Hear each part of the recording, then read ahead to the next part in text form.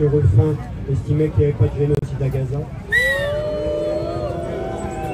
Alors, d'abord, évoquer les toutes petites lueurs d'espoir. Nous prenons ces petites lueurs d'espoir, toutes petites, concernant le Liban, puisque un cessez-le-feu visiblement a été décrété. Pour le moment, il n'est pas respecté par une des parties, vous voyez ce que je veux dire.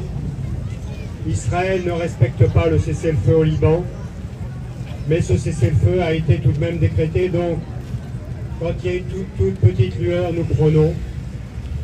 Mais nous n'oublions pas les massacres, les destructions massives, les déplacements de centaines de milliers d'habitants au Liban, près de 4000 morts. Nous n'oublions pas les 16 000 blessés.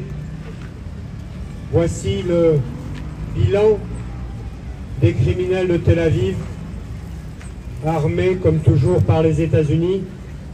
Voici le bilan au Liban des complices d'Israël.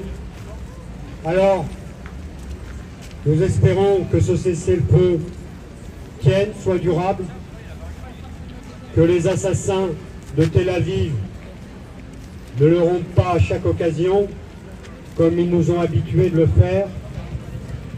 Nous saluons les résistants libanais, nous saluons le peuple libanais,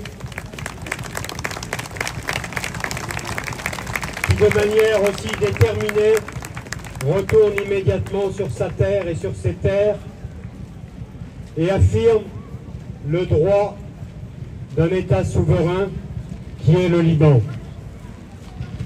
Rappelons une nouvelle fois le tragique de la situation à Gaza et le génocide en cours. L'UNICEF le rappelle, les survivants de Gaza vivent un exode sans fin. Ils sont près de 2 millions à avoir été déplacés à plusieurs reprises à la recherche d'un refuge. Entassés dans des abris étroits, les familles déplacées vivent dans un dénuement total et les multiples ordres d'évacuation ne font qu'accentuer leur cauchemar. Il y a quelques semaines, ce sont les villes de Betlaïa, Beth Hanoun et Jabalia, au nord de l'enclave, qui ont été désignées comme zone de combat active, menaçant ainsi directement la vie de 400 000 personnes. Près d'un an après, la bande de Gaza est sans aucun doute un des endroits les plus dangereux au monde pour un enfant.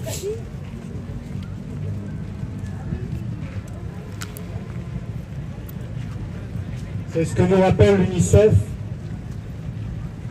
La faim, le dénuement total, le pauvre abri de toile, les cris déchirants des pères, des mères, des enfants, cherchant encore et toujours des êtres aimés sous les décombres, la recherche quotidienne d'un peu de pain et d'eau, les cris des familles déplacées alors que leurs tentes ont été submergées par les eaux de pluie sur la plage de la région d'Al-Mawassi, à l'ouest de Khan Younis, dans le sud de Gaza. Ces images nous assaillent et nous hanteront encore longtemps. Ces images signent la défaite et le naufrage moral de l'Occident. À propos de naufrage moral, après que des mandats d'arrêt eut été délivrés contre les criminels israéliens Netanyahou et Gallant, voici que l'ignominie, le naufrage est celui de la diplomatie française. Alors, la France nous avait dit, la diplomatie française nous avait dit dans un premier temps qu'elle appliquerait les mandats d'arrêt délivrés aux criminels de Tel Aviv. Et voici un nouveau communiqué ignoble et effectivement un naufrage complet de la diplomatie française. Nous dit-on dans un communiqué, la France respectera ses obligations internationales. Mais, nous parle d'impunité maintenant. De telles impunités s'appliqueraient et s'appliquent selon la diplomatie française au Premier ministre Netanyahou et aux autres ministres concernés. Et cette impunité devrait être prise en considération, nous dit le Quai d'Orsay, si la CPI devait nous demander leur arrestation et leur remise à la Cour pénale. Conformément, nous dit-on, à l'amitié historique qui lie la France et Israël. Deux démocraties, nous dit-on, attachées à l'état de droit et au respect d'une justice professionnelle et indépendante.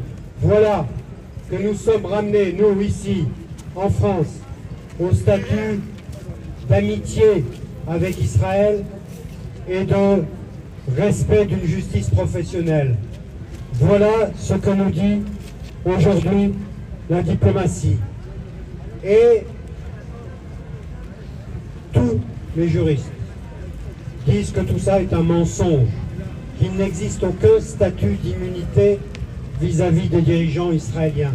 Aucun statut d'immunité. C'est Juan Branco, l'avocat, qui nous dit, contrairement à ce qu'affirme M. Barrot, le statut de Rome créant la Cour pénale internationale exclut explicitement toute forme d'immunité pour les dirigeants suspectés de crimes de guerre, de crimes contre l'humanité et de crimes de génocide. Alors voici la diplomatie française renvoyée à ses études de droit en première année de droit en plus et de droit international. Alors, cela veut dire, nous dit Juan Branco, que la répression de ces crimes fait partie du jus cogens et les immunités relatives aux chefs d'État tiers mentionnées par l'article 98 ne sont pas applicables dans notre pays, la jurisprudence française considérant que ces crimes ne devraient pas faire partie des fonctions officielles d'un chef d'État. S'il en allait autrement, nous dit d'ailleurs Juan Branco, alors il faudrait que M. Poutine et M. Assad, qui sont soumis aussi à des inculpations, pourraient s'abstraire de ces inculpations. Et rappelons, pour finir, ce communiqué de la même diplomatie française qui, il y a un an, nous disait la décision de la CPI d'émettre un mandat d'arrêt contre Vladimir Poutine et Maria Lvova-Belova fera date. Aucun responsable de crimes commis par la Russie en Ukraine, quel que soit son statut, ne doit échapper à la justice.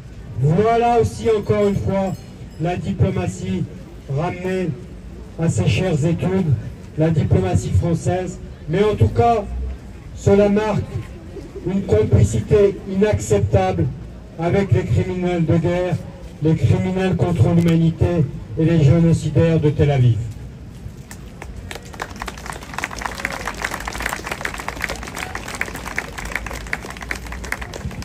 Alors, nous avons placé aujourd'hui ce rassemblement sous le signe de l'enfance parce que, vous savez, le lourd tribut qui est assigné malheureusement à l'enfance de Gaza, aux enfants de Gaza. Il y a quelques jours, le 20 novembre, était la journée mondiale de l'enfance. Et souvent on nous dit d'ailleurs que l'enfance est la plus belle de toutes les saisons de la vie, visiblement, sauf à Gaza, où c'est l'enfer pour l'enfance palestinienne. L'UNICEF encore nous déclare la quasi-totalité des enfants de Gaza ont été exposés au traumatisme de la guerre, avec pour conséquence des séquelles qui le marqueront à vie. Alors, chers amis, il n'y a pas de temps à perdre, car près de 15 000 enfants ont été assassinés à ce jour. Un enfant est tué ou blessé toutes les 10 minutes par Israël à Gaza. Rappelons également que 200 enfants ont été tués au Liban en moins de 2 mois. Mais pour évoquer cette enfance, pour évoquer les enfants de Gaza, je passe la parole à Lila. Merci Jérôme, merci à vous. Juste une petite parenthèse pour ceux qui viennent d'arriver. On vous invite à écrire un petit mot sur un livre, le livret là pour Gilles Beauvert, s'il vous plaît. Je vais parler un peu de la journée de l'enfant. La semaine dernière, on avait rendu hommage aux femmes et notamment à la femme palestinienne. Aujourd'hui, suite à la journée de l'enfant du 20 novembre, nous allons rendre hommage à cette enfance palestinienne. Je vais reprendre les termes qu'avait repris Jérôme la semaine dernière pour ouvrir la manifestation, les termes que nous prenons à Joseph Borrell, qui est le chef de la diplomatie européenne, et qui déclare « Il n'y a plus de mots, j'ai épuisé tous les mots pour expliquer ce qui est en train de se passer au Moyen-Orient. » C'est exactement ce que je ressens, ce que nous ressentons. Quels sont les mots qui vont exprimer ce qui se passe actuellement? On ne trouve plus de mots. Il n'y a jamais eu de guerre dans l'histoire au cours de laquelle 80% du pays a été détruit, 100% de la population a été déplacée et 60% des morts étaient des enfants. Comme je viens de le dire, le 20 novembre donc, était la journée mondiale de l'enfance. Quelle enfance! On va essayer aujourd'hui de leur rendre hommage et nous lançons une opération. Cette opération, c'est les bracelets.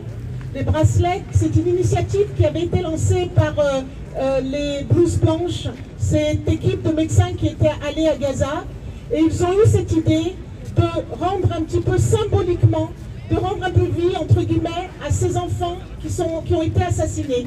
Donc moi, je vous inviterai après à vous rendre sur la table et à prendre un bracelet comme ceci. Et peu importe symboliquement, aujourd'hui, on va lire le nom d'un enfant, son prénom et sa date et son âge. Donc je pense que c'est important d'adhérer un petit peu à l'opération. Donc cette jeunesse qui paye un très lourd tribut. Et comme vient de dire Jérôme, 15 000 enfants ont été assassinés.